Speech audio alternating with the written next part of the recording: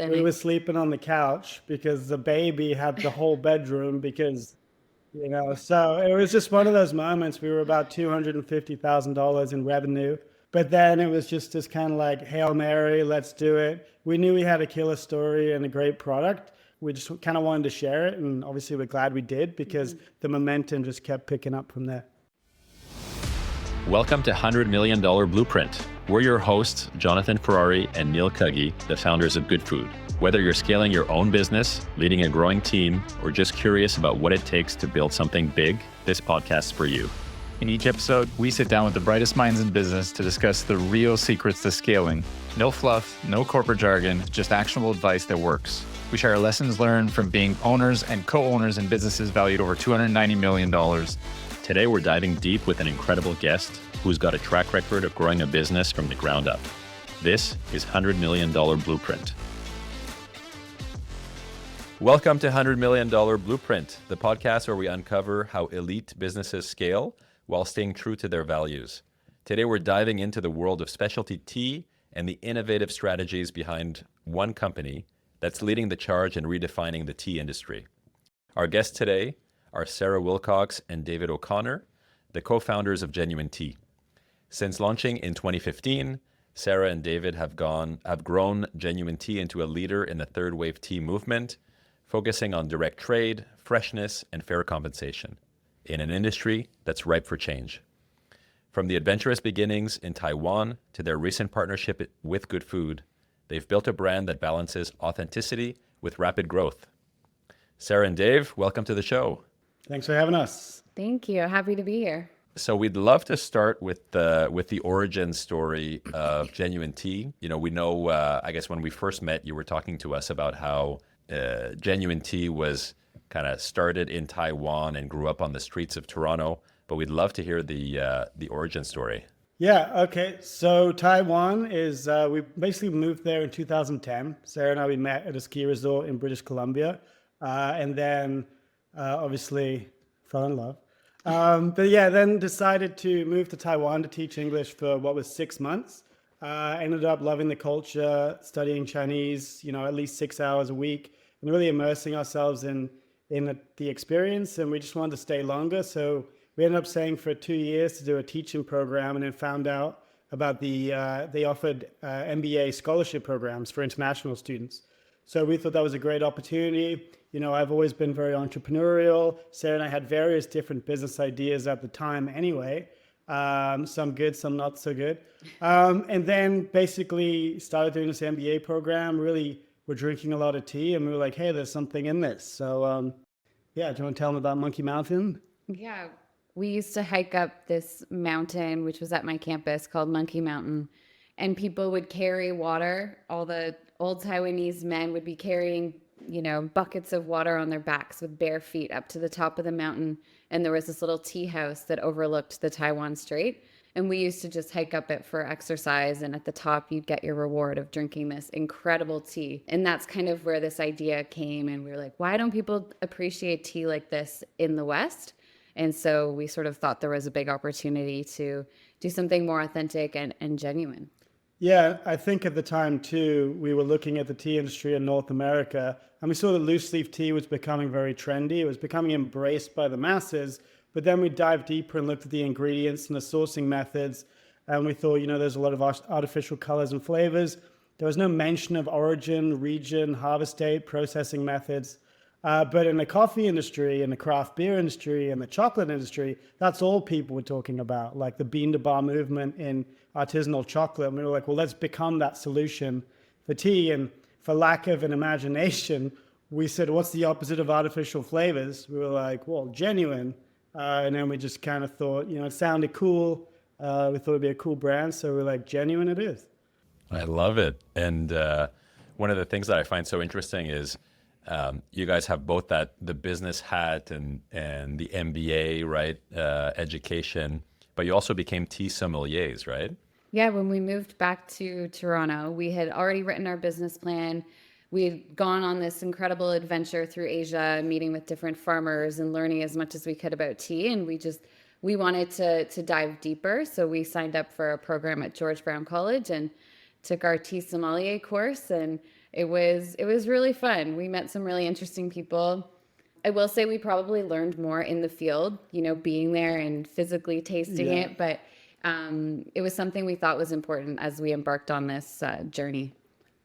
Yeah, and I think, it's kind of topical too, because the topic of today's conversation, for us, owning the niche became very important.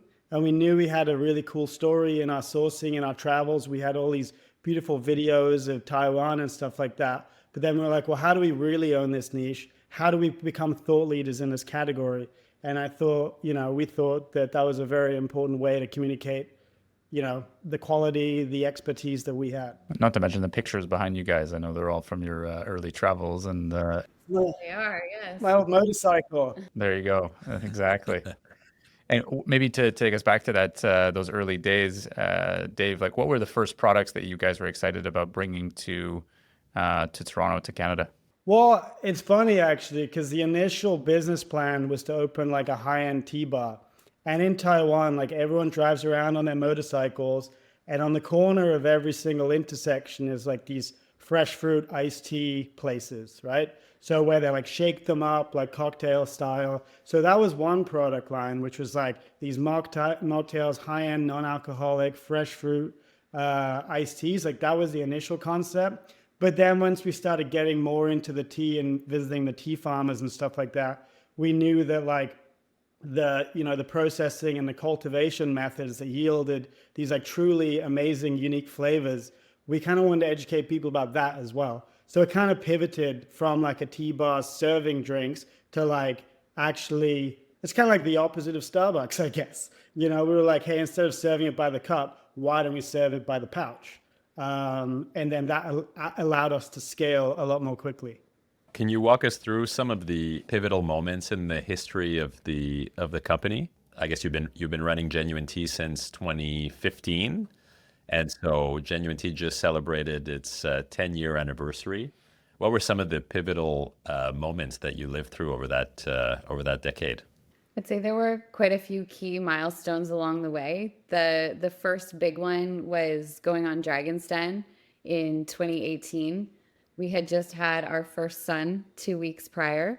And so that was a big turning point. I think before that, our business was going fairly well, but we were still really small. We were selling in farmers markets, had partnered with some cafes, and we were sort of at this personal junction in our life of whether we wanted to carry on with the business or get careers. We saw our friends and family members sort of leapfrogging us in terms of lifestyle, because we were still living in a tiny little 1-bedroom apartment, and we just had our first child. We weren't sure if this was the path. And we were sleeping on the couch because the baby had the whole bedroom because, so it was just one of those moments. We were about $250,000 in revenue. But then it was just this kind of Hail Mary, let's do it. We knew we had a killer story and a great product. And we were, we just kind of wanted to share it. And obviously we're glad we did, because the momentum just kept picking up from there. So you were debating to continue the business and go on Dragon's Den and kind of expand the awareness of the products and the company, or go back to the corporate world. Is that what you were thinking?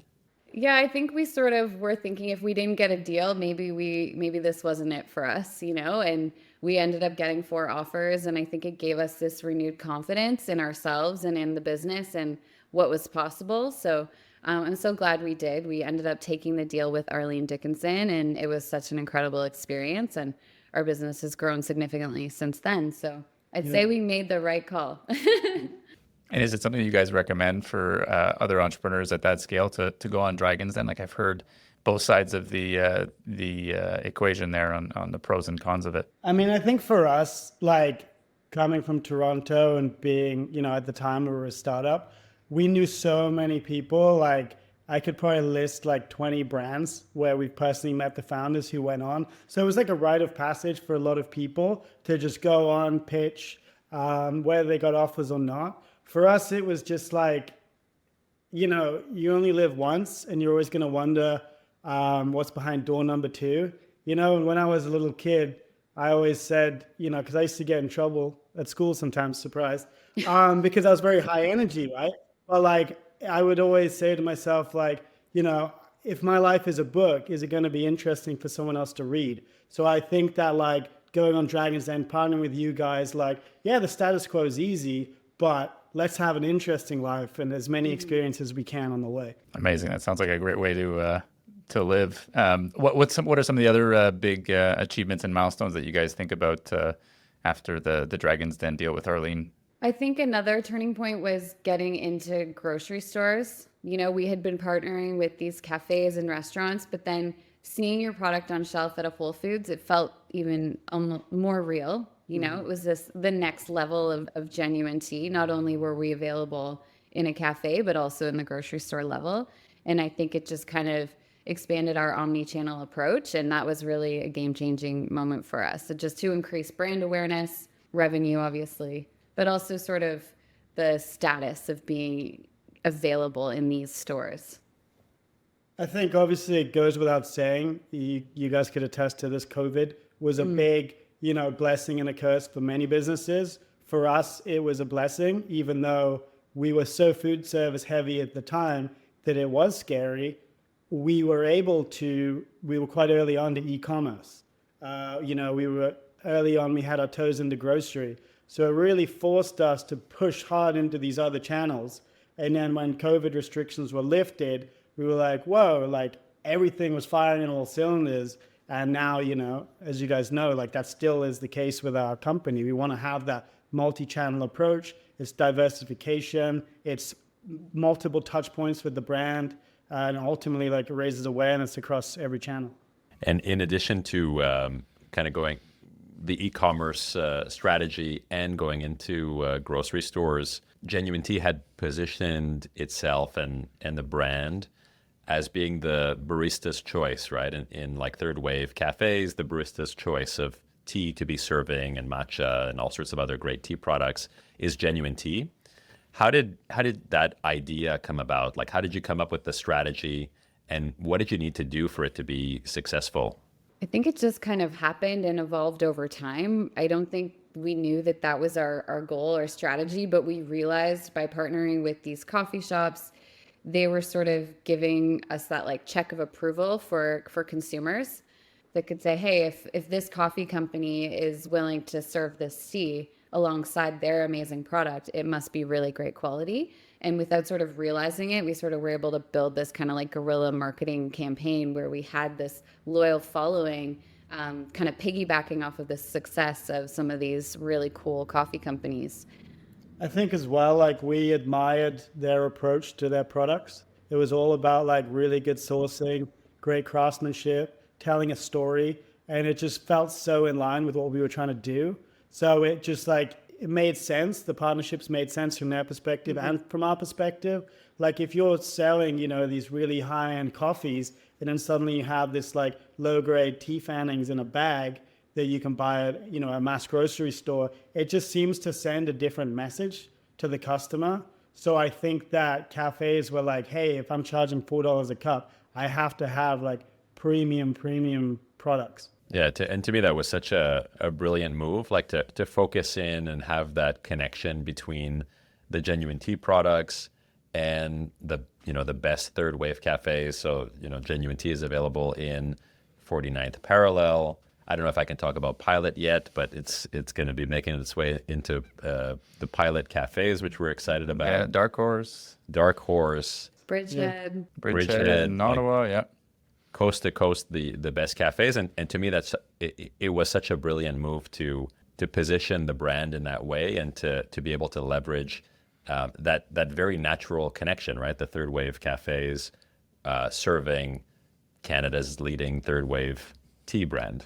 For sure. And I think the other thing that we obviously really liked about the Genuine Tea business and the strategy that you guys had was that multiple pillar approach, right? Like not overly reliant on only cafes, right? Because a lot of entrepreneurs, when they see that product market fit happen in one part of their portfolio, it's like a light bulb moment. And so I'm going to invest all of my time and resources into that channel or that product or that client, which feels like the right thing to do at the time. Because it's shiny and sexy and working, and it's like validation of the strategy. But in hindsight, most of those things run out at some point. You need to have other pillars of the the Parthenon that can kind of hold up and contribute over time. So it's, yeah, that to me, that's the other one that always kind of resonates. And I talk a lot about it as we're looking to partner with other businesses about the strategy and saying like, it's easy to be a direct to consumer business. It's tough to have 3 or 4 different pillars and potentially 2 or 3 different countries that are all kind of contributing and growing and delivering the brand promise that you're expecting. So yeah, hats off to that. Thanks. Yeah, and like one thing I would add to that too is that like the life cycle of each channel, or I should say the sales cycle of each channel is very different. With e-commerce, you put $100 in today, you make $500 back. Amazing, it's instant, but it has diminishing returns. ROAS goes down. How do I acquire more customers? Grocery sales cycle can be 2 years because they have a category reset. So if you're going all in on that, you're going to be waiting around a long time plus listing fees and stuff. But grocery is great for brand building. And in food service kind of has that mid, sales cycle where if you meet the right person in a trade show, it can convert within a week, or it could be, sometimes up to a year. But like the great thing about having multi-channels is that one can finance the other while you're building out the other one. So like if you're building a D2C brand, you initially maybe have to spend a lot of money up front on building top of funnel campaigns. Once you have a lot of people in your funnel, it's cheaper to remarket them down the line. But it comes with a huge capital expense. So in order to have other channels, like for us, white label was one as well. And it just funded these other channels. So it kind of like, they kind of cross-pollinate each other in a way. And how were you making the decision between like feeling like all of these different opportunities are incremental and building on each other versus feeling like they're pulling you in different directions, right? Like I think all entrepreneurs can relate to the idea of there's so much opportunity coming at us. I'm drinking from a fire hose and I need to make decisions on what to actually focus on. So how did you make that decision to say these are going to be incremental versus these are distractions that we need to push off to later? I think just because they all sort of fit within the same process. You receive an order, you pack it, you fulfill it, and you ship it. It doesn't matter who it's going to. It's just a different format, and it's just sort of at scale. So for some of the white label clients, we're bringing in a large quantity. It's coming in and it's going straight out. It's very easy for our team. So it felt like a really natural fit and not a distraction, just a moneymaker. Mm-hmm.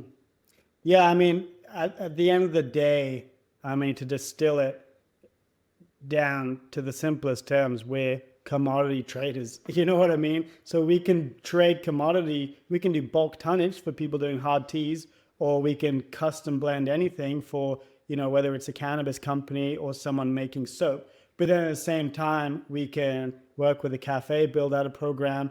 Like tea has so many different use cases and it's shelf stable. So really imagination is the limit. Where do we put it? And then what format should it be in? And I think that's something we've been pretty good at, is figuring out how to ultimately take this commodity, but put it in different pack sizes so they could slot into different channels pretty seamlessly. Mm-hmm.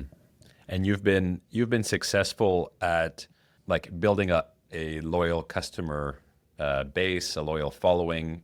I would say even like raving fans, right? Like really engaged. Like what struck me when I was first learning about Genuine Tea was the amount of like positive emotional reviews across the internet talking about all the different tea products, right? Like the cream of Earl Grey and so the matcha, right? And like, it's just people are so passionate about the Genuine Tea products. So what have you found helpful in building out that loyalty to create those raving fans? I think there's sort of 2 parts to it. One is really staying true to our values, from day one and until now, we've never wavered from that. The ethical sourcing, premium quality, sustainability, putting our customers first. I think people can feel that. We have a very, friendly team as well in the way we interact with our customers, which creates loyalty. But not only that, I think we've been able to make our way into people's daily rituals and habits, which has been really impactful because people, are obsessed with some of our teas and they need their cream of Earl Grey every single morning, or they need their afternoon green tea to get them through the rest of their workday, or that tea at night to wind down before bed. So I think just sort of becoming a part of someone's daily routine has really helped create that loyalty. And then the little touch points we throw in, the branded scoops, they'll see it in their drawer and be reminded of the product, or they'll have our canister in the cupboard to kind of reinforce that message and loyalty. Yeah. Yeah, I think, it sounds cliche to say that we have the best quality products out there in the tea space, but like we really feel that. Like if you try our matcha compared to the other matchas on the market, if you try our milk oolong, if you try our jasmine, like when people compare them side by side, they're like, whoa, this is what premium quality direct trade tea tastes like. It's like night and day. And I think when people try that, they realize like, oh, this is such an affordable luxury that I need in my life. And I think tea has so many great use cases, and we're very lucky that it hits on a lot of trends. Like people are cutting down on caffeine. What's the solution? Premium tea. People are cutting down on alcohol in the evening. What's the solution? Herbal teas. Like we found that like we can be, the sidekick to kind of help people throughout the day in various different like use cases. For sure. And I think that's a good segue to one of the questions I wanted to ask. Like we've talked about building the raving fan following by expanding the presence of the brand across different channels, and whether it's, grocery stores or these high-end cafes or hotels or restaurants. We talked about, the values that you guys have as well. Can you talk a little bit more about the product innovation? I know, Dave, you spent a lot of time thinking about what's the new stuff that's going to come to market. And I think most of the things that you guys have launched have continued to be successful, and you focus on incremental innovation, whether it's within some of the existing tea blends and categories or new categories like the sparkling products. So can you talk a little bit about how product innovation fits into your kind of flywheel for that raving fan following? Yeah, I think like one kind of tagline we came up with that I really like is that like genuine tea is at the crossroads of tradition and innovation. We got one foot in tradition and the other foot in innovation. And I think that like we try to showcase the culture and the origins of the tea, but then we also keep, our fingers on the pulse of the beverage industry, and we try to continue to innovate. So like, for example, we were the first company in Ontario to do authentic Japanese matcha. We were the first company in Ontario to do microgram teas and turmeric lattes. Like, I remember like we were blending like just like by hand, 90 kilos of turmeric, 5 kilos of ginger, 3 kilos. Like you guys probably did this early days with good food too. You're like covered in spices and you're like, that's got to taste right. And then our iced tea, like our ready to drink, we worked with Niagara College. We collaborated with a brewery on it. We did what we thought was so innovative. It was like a sparkling infused botanical beverage. And I think it's really important to continue to kind of push the boundaries within every industry. It's exciting. It keeps things fresh. It keeps people interested in the brand. Obviously, most of our revenue is going to come from the traditional products. But we need to keep saying, look at what we're doing now, Mm-hmm. We need to keep exciting people with more exciting innovations. And also we have to respond to the market. Mm-hmm. Like you guys know our whole adaptogenic wellness line. Like that was us responding to what the market said, we'd like this. And we said, okay, well, we'll do it. We'll focus a year on figuring it out, but we'll execute. So, yeah. How do you keep your finger on the pulse of what your customers want from you in terms of innovation and product development? And also like which customers, right? So like the adaptogenic wellness is the feedback coming from your direct consumer end customer that's the family drinking tea at the end of the day, or are you thinking more the cafe that has a pulse on what they want to be serving? I think it's both, and it depends on the innovation. Definitely for the wellness line, we've had people constantly over the years asking, what tea is good for sleep? What tea is good for this? I need a tea for calm or for gut health. And so we sort of kept getting these repeated questions, and we sort of pushed off the wellness space for a long time because we didn't want to mix our messaging with like getting away from the third wave. But we realized that we can do both, and that especially as we get older, I just turned 40. She doesn't look it. And, you're a lot more aware of what you're putting into your body, and that sort of thing really matters to us personally. And it was sort of this exciting new channel or product line that we could go down, learning about all of the herbs and spices and things that are really medicinal and that have been used for thousands of years in herbal medicine. So it's really an exciting new channel that plays really well into our brand. Awesome. And then maybe going back to the first company in Ontario to have Japanese matcha, like how was that decision made? Was that something you guys knew would be a hit, or was it a risk? Like I know there's a lot of complexity to import super premium products. It can take a long time. It does shelf stable, but there is still a freshness component to it. So it's not without risk to launch a product. So can you talk a little bit through how you guys made that decision as well? Yeah, I mean, I think for us, it was responding to, like, we would obviously look at what was happening in the West Coast in the US, for example.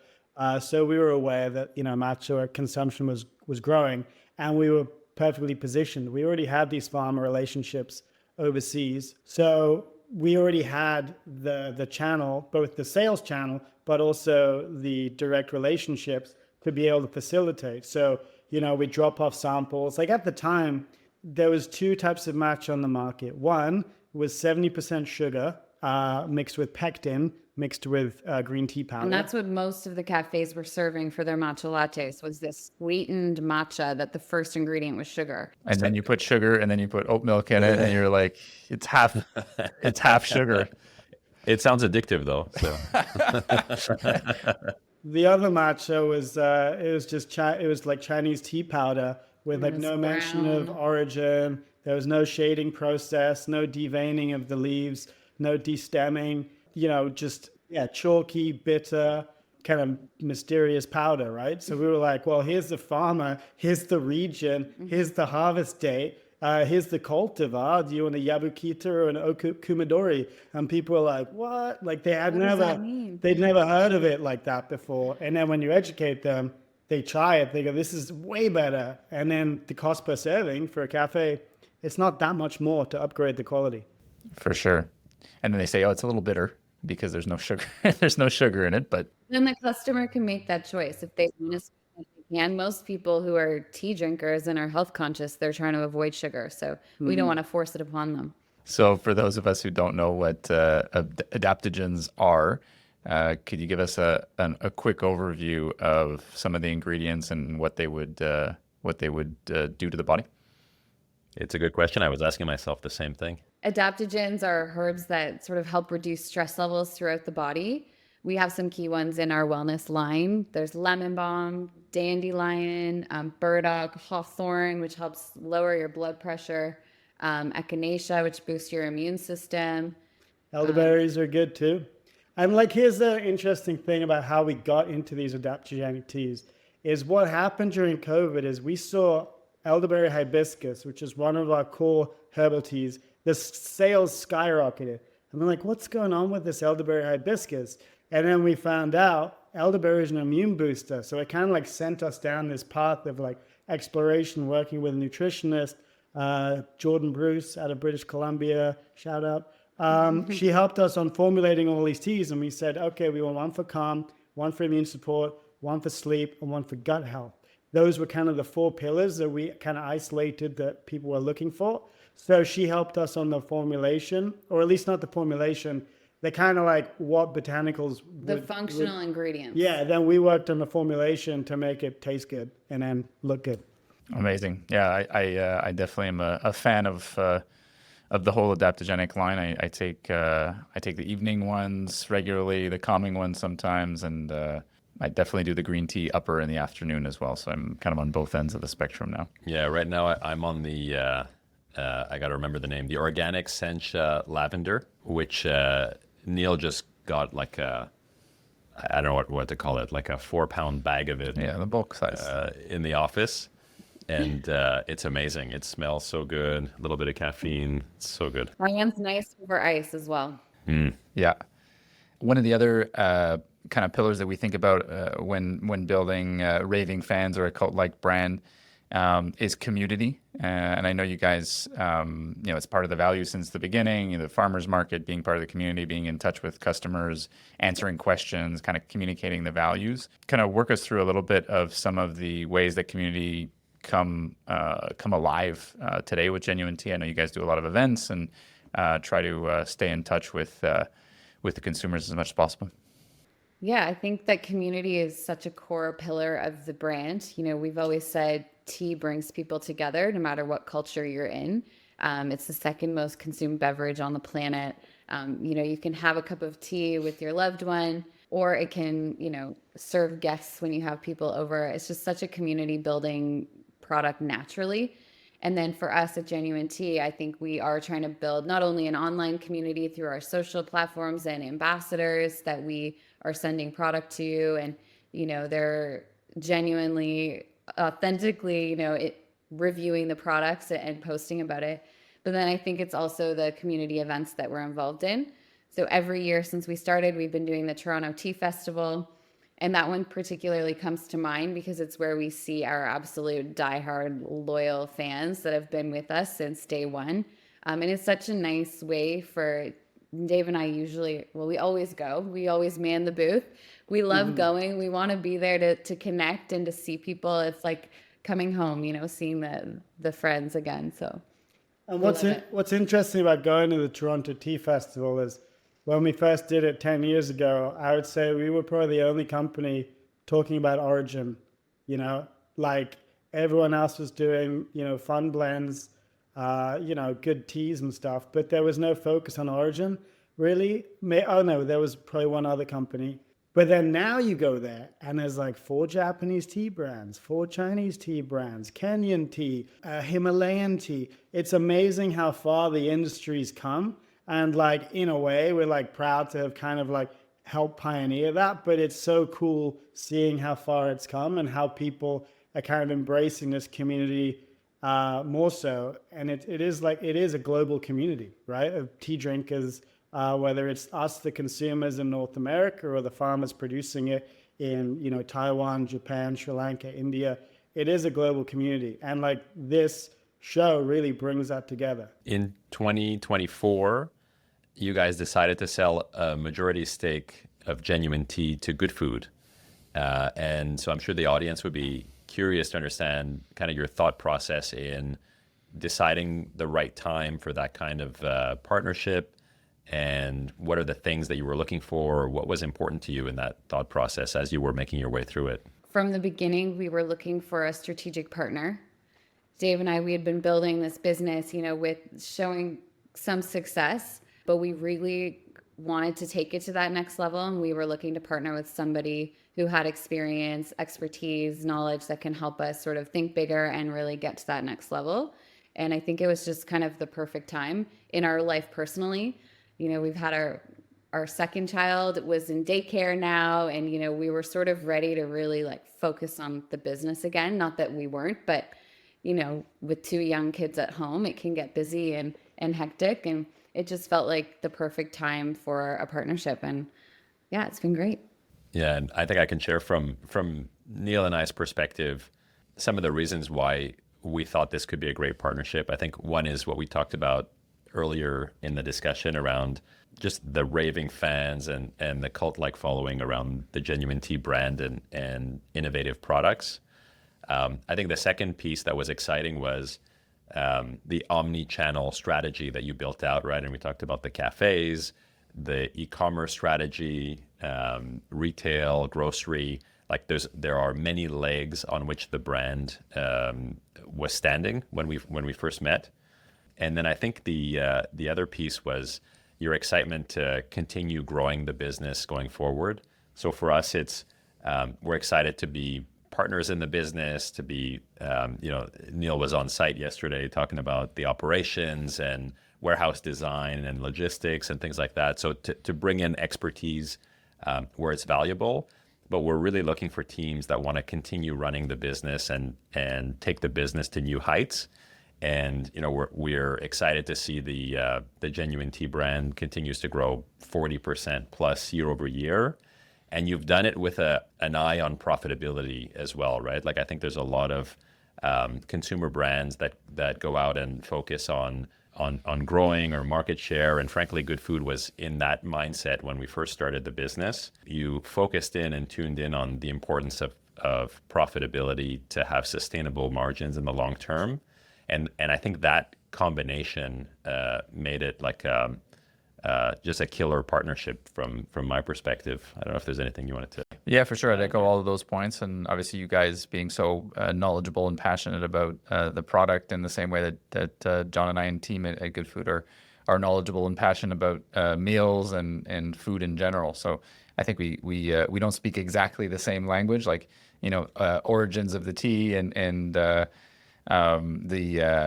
details at that level kind of escape us at this point. But I think we share the passion of what we do on a daily basis. So that definitely resonates, because it's easy to kind of just come with a business hat and execute where you're just kind of cold against the customer and cold against the brand. But the connection definitely speaks out. And to your point on the profitability, like, I spend a lot of my time speaking to potential other partners now, and most of them have not reached profitability, whether it's just a mindset psychology issue of like, I can't get there without more people, more money, more scale, whatever the story ends up being, or it's just a decision that they haven't made yet. But definitely looking across Canada and the US at lots of food brands and non-food brands, it's a pattern that is very rare to see someone that's growing at the pace that you guys continue to grow at, are profitable or is profitable, and continue to kind of think about the business in that way. And it's unique. So again, thank you for that. Mm-hmm. So tell us a bit about like the $100 million blueprint as you see it going forward. So we feel that Genuine Tea is well on its way to the $100 million mark. And we'd love to hear a little bit about how you're seeing the future for the business. Yeah, I think, as we said, we just celebrated our 10-year anniversary, and we've had so many learnings over the last 10 years. We've learned so much about the business, about what our customers want, about what works and what doesn't. And we're getting a new facility, which is why Neil was there yesterday, sort of helping us figuring out the layout. And I think there's so much we can do to improve and to increase the profitability while also scaling the top line. It's kind of like we can start again. It's like Genuine Tea 2.0. We feel like we're moving to this new space and this new partnership with you guys. And it's so exciting. And we definitely feel the sky is the limit. Yeah, I think in terms of building the roadmap, we realized there are just so many channels. There's cruise ships, there's airlines, there's hotels, there's spas, there's bakeries, there's offices, there's whole office buildings in multiple metropolises, right? It's like when you start realizing, you step back and you look at the whole forest, you're like, whoa, like there's so much more opportunity than I think a lot of people realize. I think a lot of people don't have the grit to keep going because they think they keep seeing the same tree every day and they're like, how do I cut this tree down? And it's like, don't worry about that one tree. Step out, look at the whole forest and realize there's hundreds of thousands of trees. So I think that like for us, it's owning the category, the premium tea category across North America, building the brand, doing that through the digital marketing, continuing to innovate, focusing on food service. We have a broker in the US now who's going to be taking us into grocery.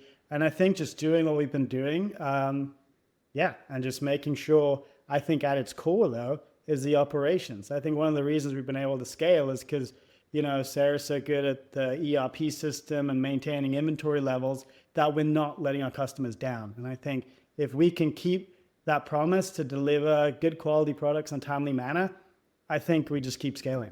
Love it. Yeah, definitely. It feels like there's so much opportunity in Canada and in the US. I know some of the recent conversations, we talked about some food service chains that are, you've never heard of, that have 50 stores, 100 stores, 150 locations. And it's just so much opportunity to go and share the brand story in the US and do what you guys have done in Canada and continue to do in Canada for sure.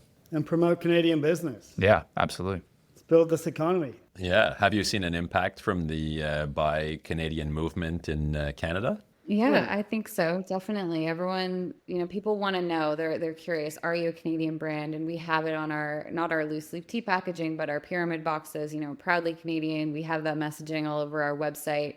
You'll see it now in the grocery stores. The little Canadian leaf on all the barcodes there for Canadian products. So I definitely think that it's an exciting time to be a Canadian business, despite the challenges that we face.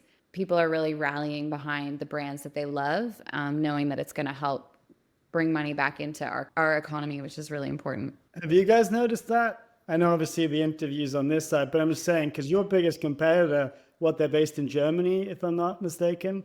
Like, how's that been for you guys? We've received a lot of questions from customers, both about ensuring that Good Food is actually a Canadian company, Canadian owned, and so we put it front and center now on the app and on the website to make it more clear. And then we had a lot of questions from customers around sourcing of ingredients, right? Like where are things where are the cucumbers coming from? Where are the tomatoes coming from? And we already had a very local Canadian supply chain before we ran into these trade war issues.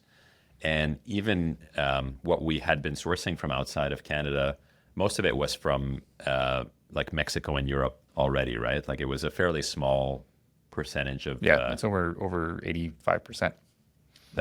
Which is represented by the B Corp certification as well. In order to get B Corp, you need to have a very highly local supply chain. So thankfully, in the work to prepare for B Corp, plus just some of the core values that we've had running the business, we've always focused on local produce and local proteins and local suppliers.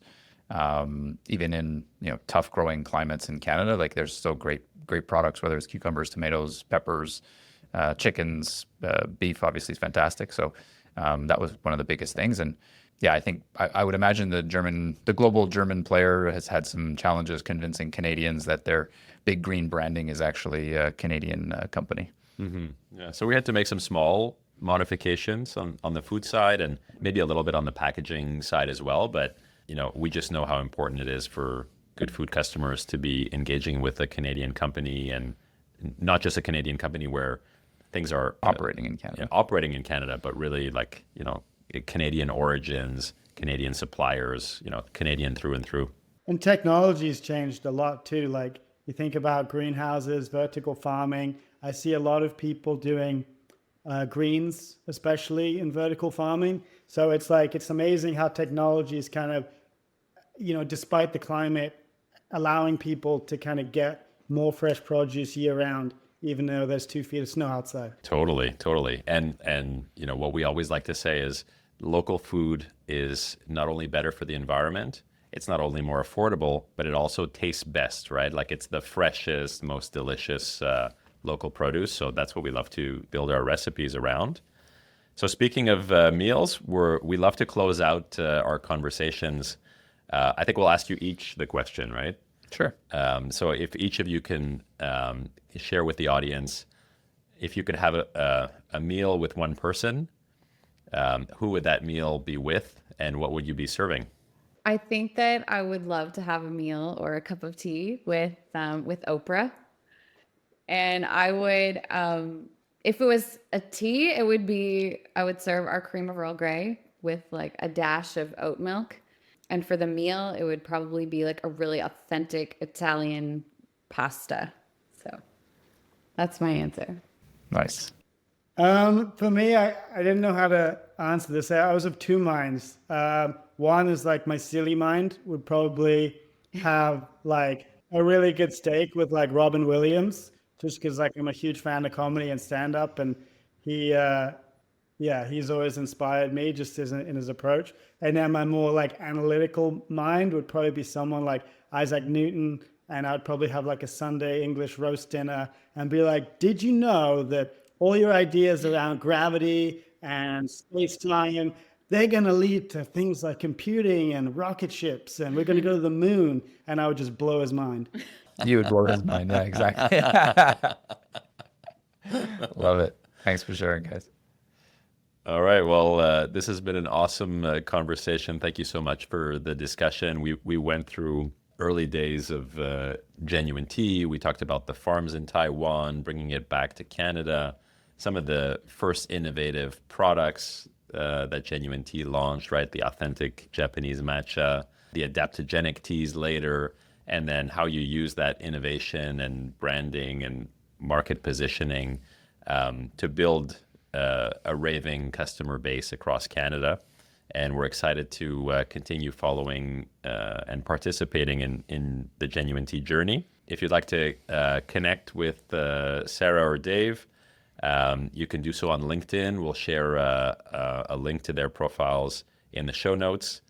And Neil, anything you want to mention before we close out? No, super excited to be part of the journey going forward, and appreciate you guys taking the time to share how you thought about building the brand and continue to kind of build it towards that $100 million mark. So that's a wrap for $100 million Blueprint. And until next time, keep building. That's all for today's episode of $100 Million Blueprint. Thanks so much for tuning in. If you enjoyed today's conversation, be sure to subscribe, rate, and leave a review. It really helps us spread the word to other entrepreneurs and business leaders who need to hear these stories. Want more behind-the-scenes insights, exclusive content, or have a business question you want answered? Connect with us on LinkedIn to find out more. Also, don't forget to subscribe and follow $100 Million Blueprint, and to share this episode with your network if you found it valuable, because we're all about growing together. Remember, building a business is tough, but with the right blueprint, you can scale authentically and sustainably. Thanks again for listening. Keep pushing forward, and we'll see you next time on $100 Million Blueprint.